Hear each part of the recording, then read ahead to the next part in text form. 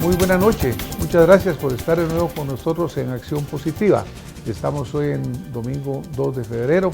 Este año pues está avanzando muy rápidamente. Esperamos que sea un buen año para Guatemala. El 14 de enero tuvimos un cambio democrático, una nueva transición en la cual un gobierno se va y entra uno nuevo, y obviamente siempre las expectativas del guatemalteco de que sea para un bienestar general, que sea para algo mejor. Hay indicios por ahí que siempre dejan muchas dudas, aunque somos optimistas, aunque queremos visualizar las cosas bien, porque ese es nuestro deseo, pero tenemos que tener claridad, ser objetivos de que hay señales de que pudieran poner en peligro un nuevo gobierno si no se toman las medidas correctas, si no se siguen los lineamientos adecuados y si no se sale de una cadena que ha parecido un círculo nefasto, vicioso, de errores políticos y de errores sociales que terminan llevándonos siempre a caer en los mismos errores. Hoy quiero presentar a mi invitado, quien es muy especial, es el licenciado Ricardo Gómez Gálvez. Ricardo, bienvenido a su programa Acción Positiva. Muchas gracias, Francis. Es un gusto tenerlo acá, Ricardo. Ricardo Gómez Gálvez es un político de vocación y de carrera. Por 40 años perteneció al Partido Político Democracia Cristiana Guatemalteca, consultor político para programas y proyectos de la cooperación internacional y para instituciones del Estado. Fue presidente del Congreso de la República de 1987 a 1988, ministro de Educación por 2 años durante el periodo de la democracia cristiana, embajador de Guatemala ante México. Tiene una maestría en Administración Pública. Una carrera extensa, Ricardo, una carrera que yo sé con muchísima vocación política, porque lo primero que decimos, político de vocación.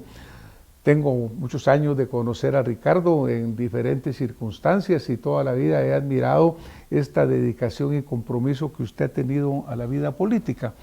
Recientemente aparece una foto en los medios, diferentes medios, en la cual hay 4 o 5 líderes muy importantes de Guatemala: Manuel Colón Argueta, Fuentes Mohr, René de León Schlotter, Danilo Varías, en fin, una constelación de figuras que fueron sumamente importantes y contributorias.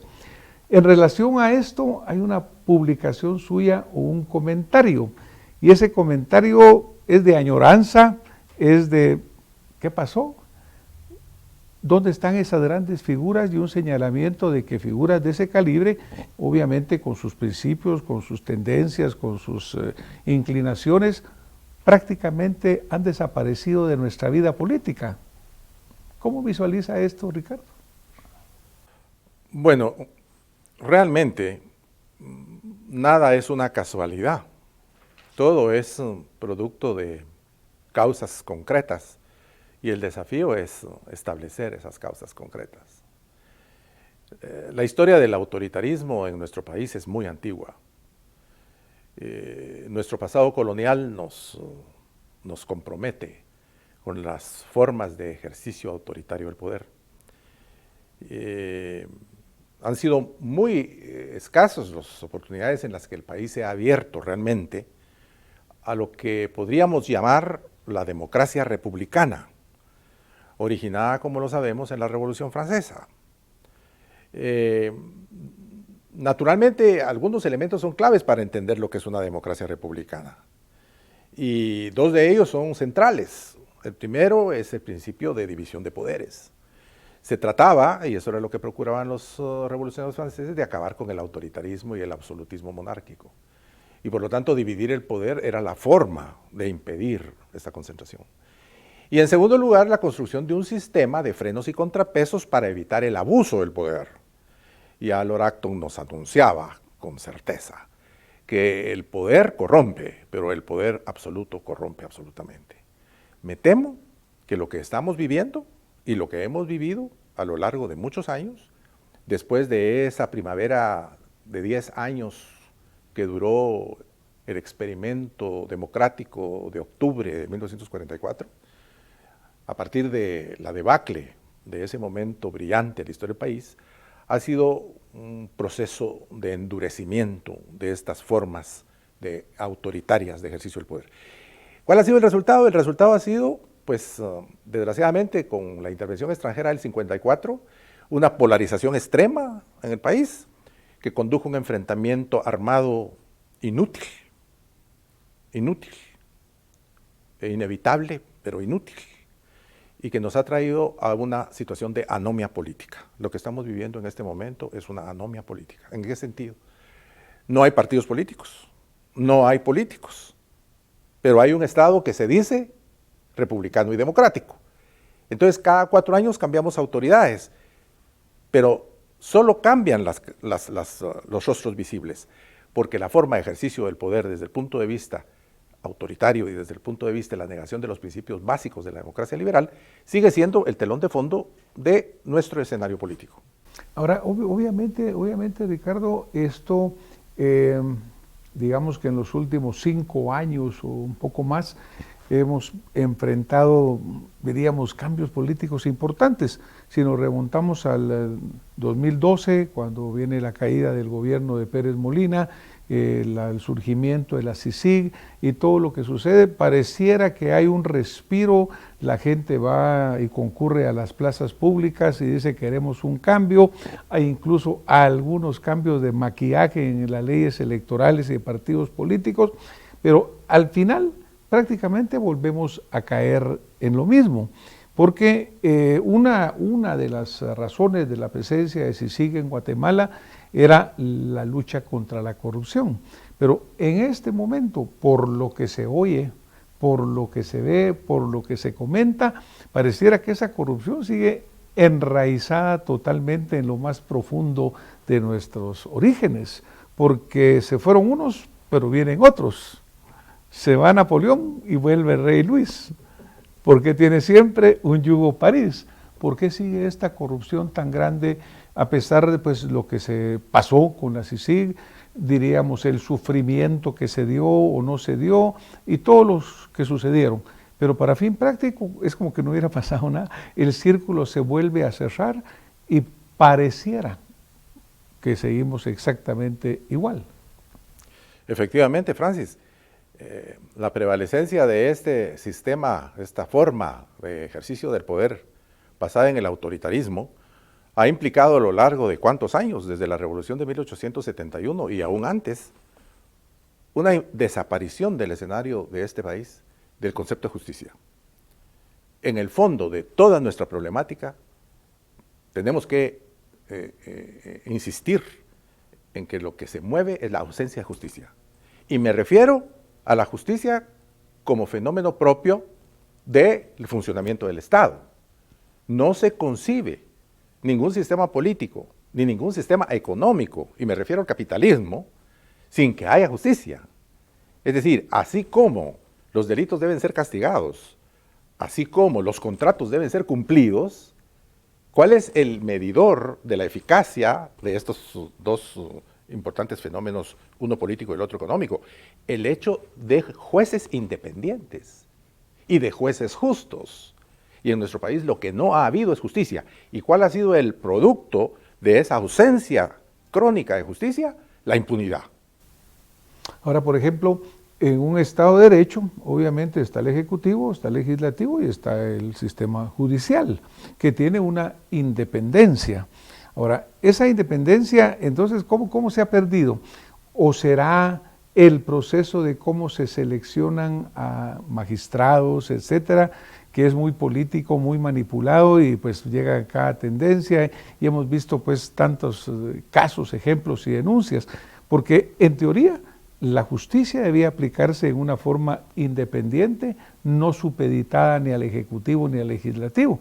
Pero cuando usted menciona jueces injustos, justicia injusta, que es lo que se ha vivido en muchos casos, hay excepciones brillantes naturalmente, pero hay muchos casos más en los cuales prevalece una justicia sesgada o una justicia conveniente. ¿Ahí falla el Estado de Derecho? ¿O fallan los hombres? ¿O qué es lo que falla? Lo que falla es el proceso histórico que hemos vivido a partir de 1871. Este Estado fue construido en su forma de ejercicio del poder a imagen y semejanza de Rufino Barrios.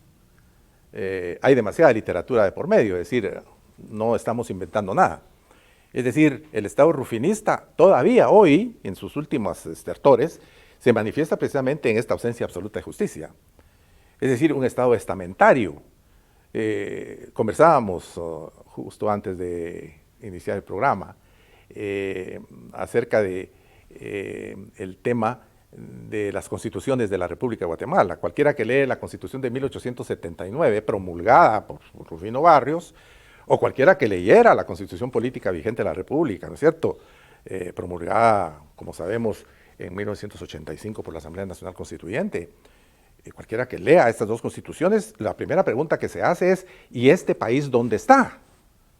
O sea, esta maravilla de país, hay ¿en una dónde diferencia está? entre las leyes y lo que sucede. No, es que la contradicción es demasiado grande en el sentido de que hay, digamos, una aspiración en las leyes, pero en la práctica concreta lo que hay son formas de ejercicio del poder político que están plagadas de autoritarismo y de arbitrariedad.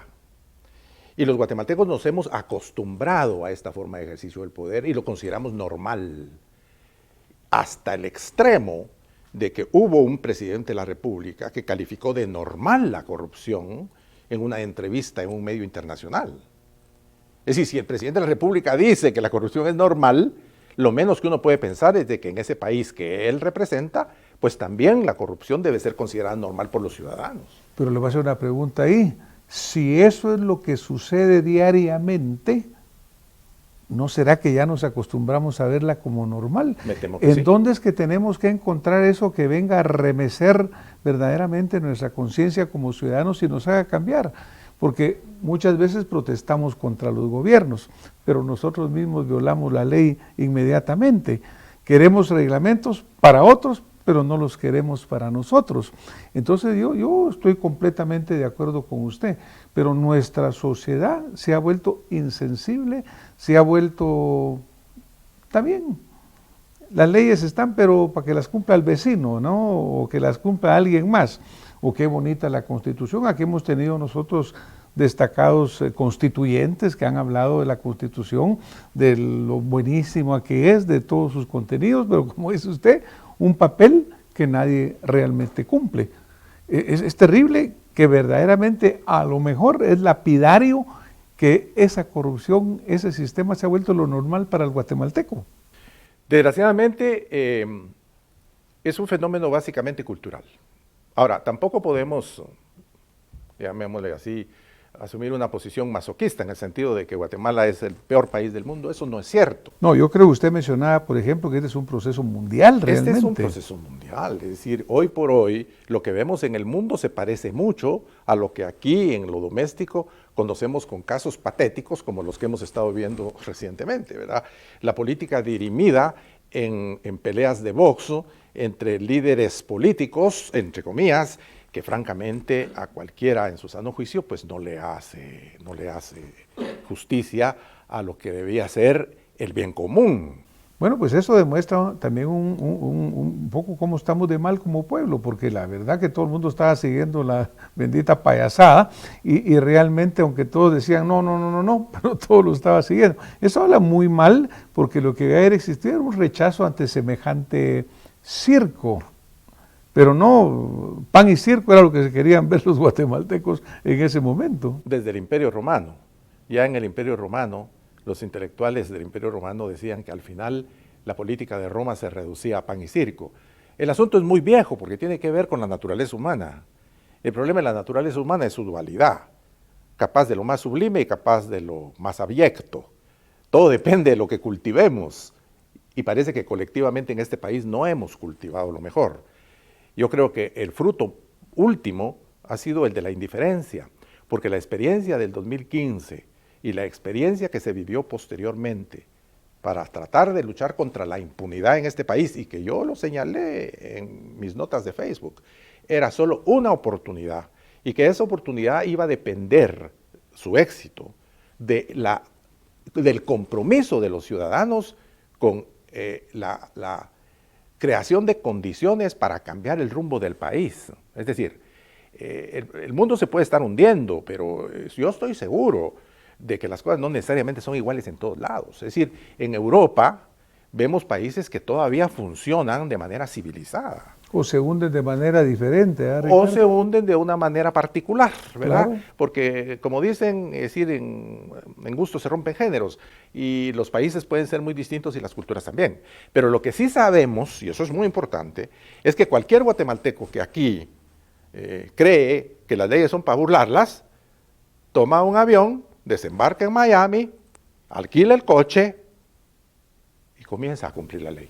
Bueno, desde No que se está pasan los pasando la semáforos en migración rojo. no se pasa de la línea amarilla. No ¿verdad? se pase la línea amarilla. Quiere decir que aquí hay algo que no es necesariamente irremontable o irresoluble, sino que es una actitud y es un entorno el que procura que la virtud ciudadana haya fallecido de muerte natural y que los peores vicios hoy están campeando porque están controlando, desgraciadamente, la toma de las decisiones colectivas. Ahora, desafortunadamente, cuando lo remontamos desde el tiempo de don Rufino y seguimos para acá y vemos que sigue muy campante y muy rozagante y presente toda esta corrupción, esta indiferencia y este sistema, pues en alguna forma pareciera frustrar un poco la esperanza de un mejor país, ¿no? Porque pareciera que seguimos en lo mismo y que hay unos altibajos, pero que de repente como es una poda y vuelve a surgir muy fuerte la corrupción y este sistema. Ricardo, usted tiene una carrera, una trayectoria política, mencionábamos acá de muchos años de participación. Hablábamos de la presencia destacada de líderes como los que mencionamos al principio, pero hoy nos encontramos en una sociedad que prácticamente no tiene ya partidos políticos, porque estos partidos políticos, por una razón u otra, en forma organizada o no organizada y sistemática, pero en este momento Guatemala no carece de instituciones políticas que los representen a los ciudadanos, porque en alguna parte un partido político es una representación de un grupo de ciudadanos que, si se maneja legítimamente, debería de tener una función muy importante. ¿Cómo visualiza usted los caminos para salir adelante? Porque dentro de 4 años tendremos de nuevo otra elección. ¿Será que van a ganar los del pan y circo? ¿Será que van a ganar los mismos sistemas?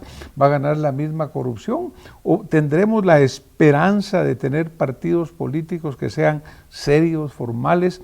Yo me recuerdo los años de la democracia cristiana, del Movimiento de Liberación Nacional, de partidos que tenían ideología, que tenían principios, que tenían líderes que se las jugaban.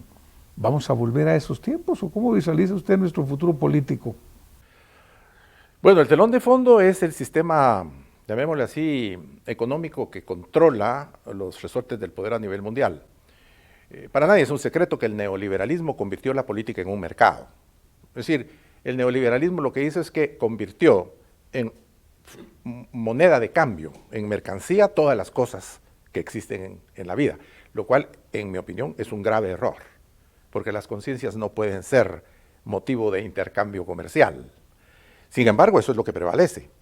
Entonces, ahí hay un tema que es muy preocupante. Sin embargo, la experiencia concreta de América Latina, especialmente en los últimos meses, nos indica que no hay satisfacción en América Latina con este modo de ejercicio del poder a nivel mundial. Bueno, yo creo que lo que pasó en Chile fue un golpe fuertísimo para mucha gente. Mirábamos que pasaba en otros países, que pasaba acá, pero cuando sucede en Chile esta erupción prácticamente que vino a causar tanto destrozo, como que fue poner las barbas en remojo para todo el mundo. Algo inesperado. Definitivamente. El neoliberalismo lo inventa Reagan y Thatcher en Estados Unidos y en Reino Unido. Sin embargo, reconozcamos de que el modelo experimental, súper exitoso, publicitado y reconocido mundialmente, era el modelo chileno. Y resulta que el modelo chileno, digamos que fracasó. Es decir, hoy están apelando precisamente a cambiar las reglas del juego. ¿Parecían los chilenos conformes y satisfechos con lo que había? Pues eso parecía, y cualquiera no hubiera adivinado ni augurado que en Chile iba a ocurrir algo como lo que ocurrió, que es una rebelión popular, pero en el mejor sentido de la expresión, porque no fueron los obreros, no fueron los campesinos, fueron las clases medias las que se hartaron de un sistema que los engañó, un sistema que les vendió, igual que la Unión Soviética de José Stalin, les vendió el paraíso y los sumió en un infierno. Eso es lo que ocurrió, independientemente de las posturas ideológicas. Entonces, aquí lo único que no va a morir nunca es la posibilidad de que el ser humano reivindique sus mejores valores y sus mejores aspiraciones. Aquí el desafío es encontrar el argumento que va a tocar ese aspecto personal, íntimo que tenemos los seres humanos y que nos llama a ser buenos, a ser generosos, a ser solidarios, a buscar algo por encima de nuestros intereses que también pueden ser legítimos, pero que a la larga pueden ser peligrosos para el futuro. Encontrar ese argumento puede significar encender una esperanza nueva, de nuevo cuño. Ya no podemos seguir planteando la esperanza de elecciones, no tiene sentido. Tiene que ser algo diferente. ¿Cómo lo podemos hacer? Pues construyendo un consenso nacional. ¿Y cómo se construye un consenso nacional? Alrededor de ideas. ¿Y cuál es el efecto de estas ideas innovadoras? Es el cambio de la conciencia. Y todo cambio de conciencia va acompañado de un cambio institucional. Y el maestro Manuel Castells, en un librito maravilloso, Ruptura, nos indica que quizá en este caos lo que hay que hacer es rescatar la posibilidad de un caos creativo. Como que sería tocar fondo para resurgir en alguna forma. Tal vez sí, solo que en Guatemala cuesta mucho, porque 20 veces hemos tocado fondo supuestamente y siempre no tenemos posibilidad de hundirnos resurgimos, más. Pero resurgimos mal. Sí. Pues a lo mejor no hemos tocado realmente fondo, ¿no? Porque, mire, yo creo que lo que usted dice verdaderamente es totalmente cierto. Romántico incluso, diría yo, ante la crudeza de la realidad política en la cual nos toca vivir, ¿verdad? Porque estamos empezando un nuevo gobierno, ya los vientos de corrupción suenan por todos lados y prácticamente incluso ya los vientos que hablan para visualizar las futuras elecciones empiezan a moverse para ver a quién le toca la siguiente vez la pelota. Con mercadeo boxístico. Con mercadeo de cualquier tipo y buscando todo tipo de situación. Pero yo no veo hasta el momento el surgimiento de un movimiento verdaderamente serio que vaya a crear... yo insisto en el partido político, porque yo creo que para empezar no podemos elegir si no es con un partido político. No se puede. Ahora, todos los partidos políticos que han existido, con algunas excepciones y con algunas modificaciones, han sido en alguna forma vehículos electorales. Y obviamente tenemos que buscar que siendo vehículos electorales, que es parte de su función, pero también sean permanentes. Los republicanos, los demócratas, incluso los partidos en Honduras, el PRI en México, etcétera, son partidos de larga vigencia, que no porque el presidente llegó, colocó a todos en el gobierno, de ahí se fueron y el partido desaparece, sino que yo creo que sí tenemos que pensar en una institucionalidad que sea muy firme, muy fuerte. Cuando usted hablaba de la corrupción, y decíamos, mire, la corrupción puede tener un montón de parchecitos por todos lados, pero si no se hace verdaderamente el reforzamiento de las instituciones como Contraloría General, que es la que tiene que ser el freno de tanta corrupción, pero debe ser objetiva, independiente, para que sea efectiva. Si no cumplimos la Constitución como debe estar, todo lo demás son puros maquillajes y seguimos cayendo exactamente en los mismos problemas. Y sin partidos políticos serios, seguimos cayendo en las mismas payasadas. Efectivamente. Por eso, para sintetizar un poco, si no provocamos el cambio de conciencia, no tendremos el cambio institucional. Si no construimos partidos políticos de verdad, como intermediadores entre el ciudadano, entre la ciudadanía y el poder público, si no adelantamos una arquitectura que haga efectivo el principio de representación. Es que el problema es esta farsa colectiva. Es decir, dice la Constitución que el poder, que la soberanía radica en el pueblo, quien lo delega en sus representantes. Pero resulta que los representantes secuestraron la soberanía. Parecieran que son reyes, es decir, en vez de servidores públicos. Son reyesuelos, ¿no es cierto?, y son impostores y de ajuste son usurpadores. Entonces, el ofendido es el ciudadano que es el poseedor de la soberanía, que ve su soberanía hipotecada y transada por otros, pero que no genera una conciencia colectiva capaz de oponerse a esta tergiversación del espíritu constitucional. Entonces, desgraciadamente la guerra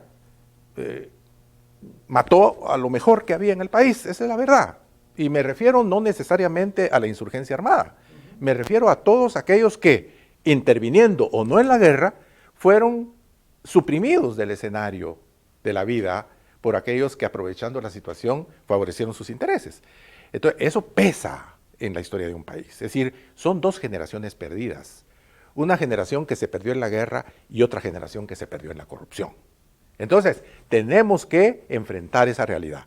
Y la tenemos que enfrentar tocando un poco la conciencia de los jóvenes, porque para decir las cosas con franqueza, es decir, mi generación hizo su tarea, bien o mal, pero la hizo. No se nos puede juzgar, para eso estamos. La pregunta es, ¿dónde están los jóvenes? Es decir, ¿y qué clase de jóvenes son los que en todo caso están asumiendo la representación de esa nueva generación? Ricardo, muchísimas gracias. Yo le iba a pedir un mensaje, pero ese mensaje que nos acaba de dar es excelente, así que prácticamente lo estamos trasladando.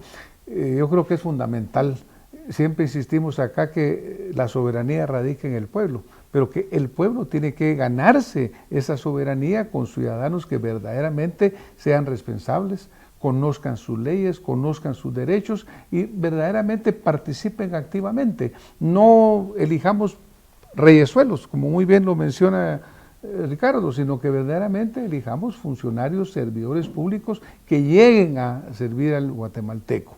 Necesitamos conciencia ciudadana. Ricardo, nos vamos a tener que ir hoy.